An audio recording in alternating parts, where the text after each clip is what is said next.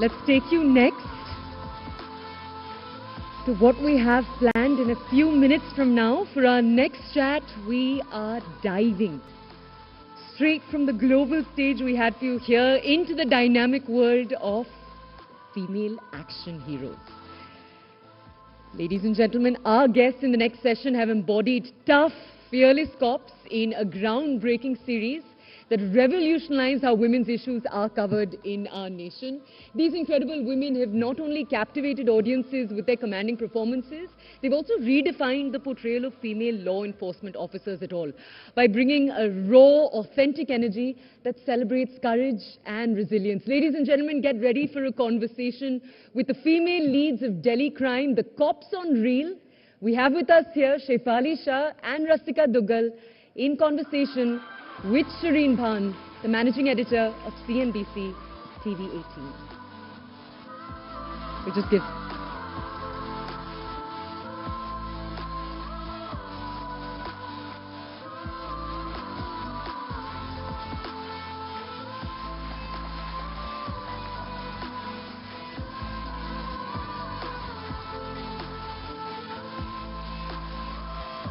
Well, ladies and gentlemen, what an absolute pleasure and honor it is to welcome Shefali Shah and Rasika Dugal here on SheShakti. Thank you so much for joining us. Two fabulous actors who really embody the characters that they take on to play. Just before you came out, we actually had real women in real uniforms on stage, and you've actually on reel played two very strong, fiercely independent women in uniform. Shefali, I'm going to start by asking you about the Delhi crime experience. I don't know how many of you have actually seen Shefali say this before, but she says it quite often, that she's terrified every time that she faces the camera. It's very hard to believe, Shefali, but specifically when you took on this character, when you took on Delhi crime, what was that like? What was going on in your head about how you wanted to portray this character, how you wanted to embody this character?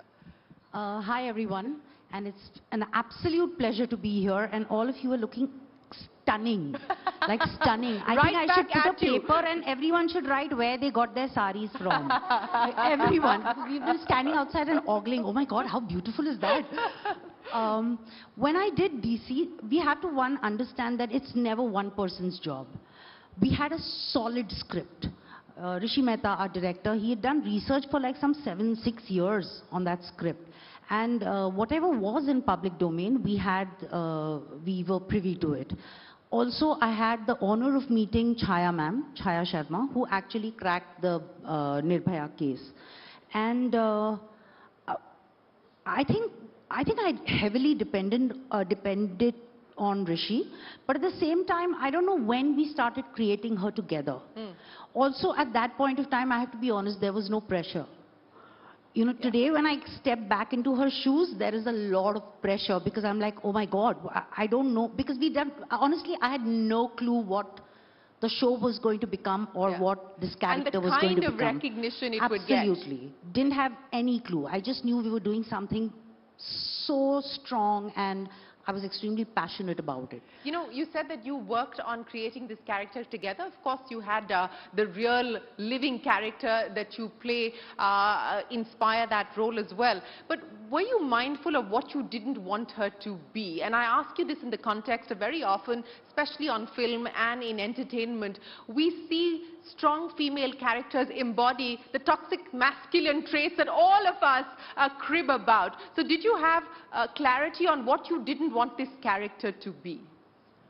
Not exactly that way, but I remember having a conversation with Rishi where I said, you know, it's very easy to either cry or get angry in this show, almost on every scene. So we've got to make a very distinct choice of exactly where will we let that break come. Where does she break down, or where does she completely explode? Because the moment you do the same thing in the entire show, no matter how much you feel it, you're going to lose value to that emotion.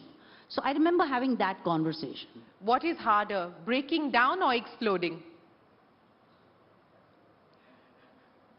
For me, neither, because I do both at a drop of a hat. Rasika, coming to you now, what was Delhi crime? What did it mean to you? I know Shefali said that it's been a watershed moment in her career.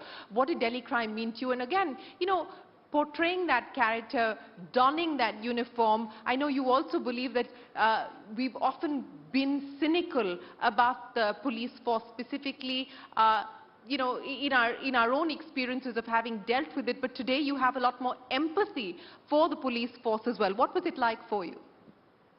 It's been an incredible experience, I have to say, also because when we filmed season 1, I was filming in locations which is very close to where I went to college. And Neeti Singh, the character I play, reminds me a lot of who I was in college, where extremely idealistic. I felt like my good work could change the world, and of course, soon realized that that's not how life works. So it was a very special experience for that reason. When I started out in season 1, I was a probationer officer. Neeti Singh is a probationer officer. So at that time, Neeraj Kumar, who had been the police commissioner at the time of the Nirbhaya case in 2012, was a consultant on the project. And I went to meet him and I said, can you introduce me to somebody who is in the same position? And he introduced me to this absolutely lovely cop who I still shadow. So I shadowed her in season 1. And in season 2, I went back to meet her. Of course, when I called her, she said, you know, तुम वो smartness नहीं थी जो होनी चाहिए थी. तुम वो smartness नहीं थी जो होनी चाहिए थी. So I said, great note. I will keep in mind that I will not let you down. Season 2 में smartness आ गई कि नहीं आई? Well, I mean, you know, I'm playing a character. So everybody wants to see themselves a particular way, but very often in life, we don't end up being the way we aspire to be. So anyway, in season 2, I was ACP and she was also ACP. So I spent some time as a fly on the wall in her office. She was posted in Chandigarh at that time and just sort of sat and observed the police station. And that's been just one of the most interesting experiences I've had. I think sitting at a police station for 4 days in an ACP's office, it's like an OPD in a hospital. You know, people come to you, to the station with all kinds of grievances, and some of them are hilarious and some of them are heartbreaking. So, and then I went back to meet her this season. She's been promoted, I'm not. So you need to catch up. You need to catch up, Rasika. I need to catch up. So I really feel like there's this very interesting story happening between her and me, and I've watched her since we filmed season 1 in 2018, and we're in 2024. So I've known her over these 6 years, and much of what she does and much of what is written for Neeti Singh in every season, I think they kind of inspire each other. So it's been an incredible journey. Yeah. I would imagine, and you talked about the journey from 2018 to 2024, and I do want to have a serious conversation with the two of you because of the subject that you've dealt with and the characters that you've played. 2012 to 2024, and unfortunately, the world that we live in, we continue to see horrific brutality against women in this country, across different sectors, across different parts of the country. You know, having played this character, Shefali, do you feel helpless? Do you feel hopeless? Do you feel frustrated? Do you feel a sense of anger, shame? I mean, as you look at the events as they're playing out today, what goes on in your mind as you look at, you know, just the newspaper headlines? I'm going to say this as Shefali and not the show or the actor or Vartika. I just feel helpless and hopeless. It's very, very, I mean, it's just like, I don't even know what to make of it. I'm not even angry anymore, which is worse, I guess, right? I mean, when you're feeling something, at least there is some kind of emotion and there is some kind of want to do. But I just feel like, how do you correct this? How do you correct it? And honestly, I might sound very pessimistic, but I don't really know if we can completely eradicate this kind of toxicity from our culture, or from, not from our culture, but from our country or this entire world. Yeah. It's not just our country who's suffering this. Everyone is. So, and these are just the cases which came out and got highlighted by the press. Every day there is something, and as brutal, or probably more. And irrespective, it's not about brutality. You don't count it in how many scratches the woman had. The damage is done. So I feel really helpless and hopeless. I mean, it's like, what can you do? What is it? What is it that you can do? So does it make it then harder to come back for Delhi Crime 3 and play this character when you see what is happening around you? No. No. No. Because the want and the compassion and the empathy still stands. And it's not about being right or wrong or being brave or strong. It's just about, would I want this to happen to me or my daughter? No. So what am I going to do? I would fight for my daughter, right? I would fight for myself, so that's exactly what I'm going to do. And also, I feel Vartika takes every case very personally. Yeah. Do you take things as personally as she does? Very personally. And the smallest thing can become like a huge thing in my head. So for me, it's no in-between. I'm not saying this with pride. And I don't think it's a compliment.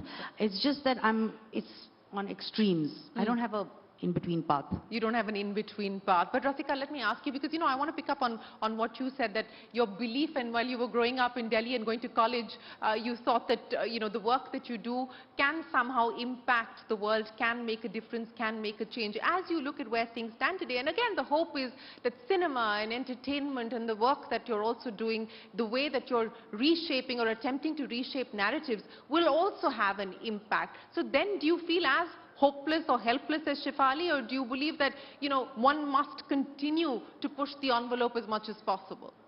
I think we have no choice but to continue to push the envelope. Will it lead to change which is sustainable? I don't know, and I really doubt it, because I feel that sexual violence against women is the outcome of smaller discriminations every day in our life. It's not separate from that in any way. It is because every day we encourage a society which makes women feel smaller, and that's what leads to then justifying a larger crime. And therefore, I feel like this prejudice, this discrimination is too deep-seated for it to completely go away. I think that it will have cyclical patterns of times where there is more equality, and then it will fall back into times where there isn't. So yeah, I guess this is pretty hopeless. Yeah, I don't know what to call this. And I think as individuals and through your craft, you can only hope to address some of these concerns, some of these issues, and mainstream that conversation and try and have that conversation with some sense of authenticity. Well, yes, that is always the attempt, and in one sense, it is very selfish, because for me, it's almost like I'm assuaging my guilt by being a part of a project which is where I can feel that, okay, this is my way of contributing. Because, for example, after the 2012 case, I really felt like we moved on too quickly. We went for our protests, we said what we had to do, which is all very important. I'm not taking away from that in any way. But I really felt like, what else did I do to make a society which does not allow this to happen? And therefore, being a part of a show like Delhi Crime in some small way helped me assuage my guilt.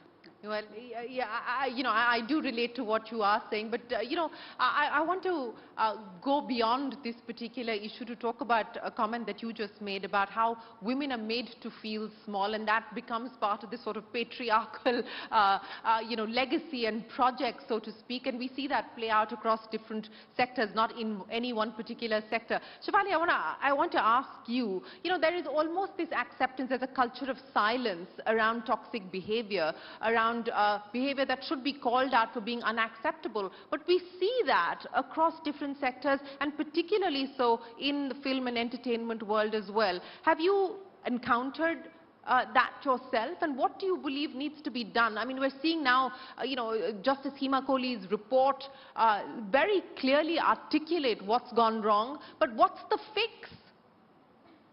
What's the fix? Oh my God, if I had the power or the intelligence to do it, I would have thanked my stars, but I don't think I have either, honestly.